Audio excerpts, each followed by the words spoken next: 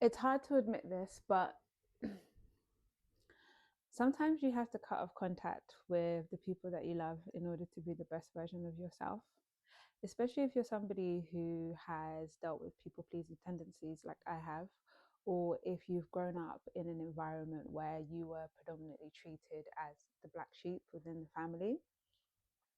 It taught me that you can love people, you can really what's best for them. And as somebody who's building a business, I think to myself, what are some of like my long-term goals, what are some of my strategic goals? And I always fall back to the fact that I want to be able to like support my family, do what's best for my family, and help them thrive. But when I think about how I haven't felt supported, how there's times where I've felt sabotaged, used, abused, neglected, it then makes me realize, like, why do I set my goals to help the people who have perhaps not been there for me, or who have not supported me in the way that I wanted to be supported? And I want to be super clear, because I think, speaking as a black woman, as a black person, I know that in our communities we keep count.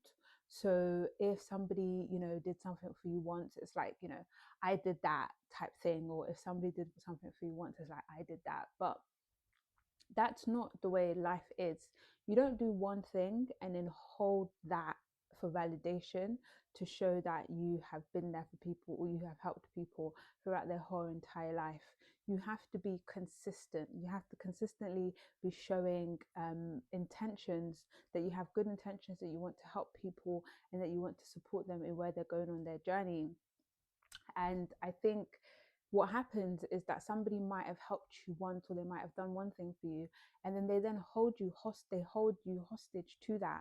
And then they have this assumption that, well, because I did that one thing, I don't have to do anything else. And that's really detrimental, because people need help across so many areas of their lives, and people need support. And when it's not coming from your own ingrained thought process, um, when it's not like, you're not being made to think like that, it's so much more powerful than someone convincing you that this is something that you need to do. So it's a shame, but it's one of the things that I've had to admit to myself, that I feel better, stronger, more capable when I've learned to let go of the people that I love, but perhaps haven't shown that love back to me. And then it makes me think, well, do I really love them if that's how I feel? And the answer is yes, because love isn't based on proximity.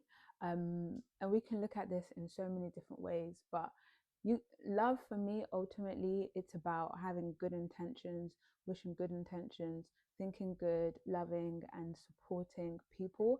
And you don't have to be seeing that person all the time, being with that person all the time in order to do this. You just have to have those thoughts and those ideas in your mind, and you put it out into the world, and it serves that person.